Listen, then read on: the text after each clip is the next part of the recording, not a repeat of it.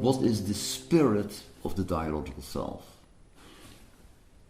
We will give you also an impression of some of the methods we are using. What is the dialogical self? We can only understand the dialogical self when we realize that we are living in a space, not only in an external space, but also in an internal space. In this space we can be high and low. I feel high, or I feel bad, I feel low. You can also be very close to yourself, feeling very close to yourself. You can also be far removed from yourself. In other words, you are making vertical movements and you are making horizontal movements.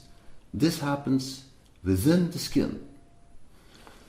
The space we are living in is not only internal, but it's an extended space. The space is larger than that within our skin.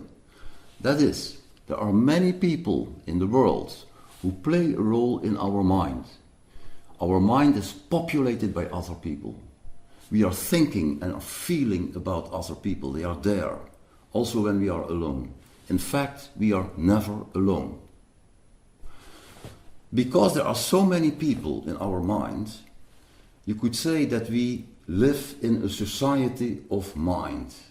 The self is a society, and it's at the same time part of a larger society. In this society of mind, there are two kinds of I positions: internal and external. Internal I positions are, for example, I as an optimist, I as a pessimist, I as ambitious, I as vulnerable, but it can also be I as a child of my parents, I as a father, I as taking care of my parents. External positions refer to the world, to the extended space. Can be my father, my mother, my teacher, an inspiring teacher, can be my brother, can even be my opponent or my enemy, because they are loaded with affect and existing in my mind. The point is, in the society of mind, that what happens in the society between people can also happen within the self. For example, people can criticize each other. I can all criticize myself. People can have a conflict with other people. I can also have an internal conflict. People can make an agreement with other people. I can make an agreement with myself. People can consult each other. I can consult myself. So what happens between people can also happen within the mind. In fact, and now it becomes very dialogical, I can listen to myself. I have an optimist in myself, related to my father. I have a pessimist in myself, related to my mother.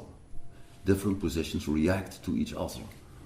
But when I'm an optimist and a pessimist at the same time, my optimist can listen to my pessimist and my pessimist can listen to my optimist. This can be easily understood because all of us, we know that you can respond to a situation in an emotional way, but also in a reasonable way. There is a point that I have an impulse, I want to do something, but I say stop, just wait a little bit. My reason comes in, listens to the emotion listens to the reason, and in this dialogue, a particular decision can be taken.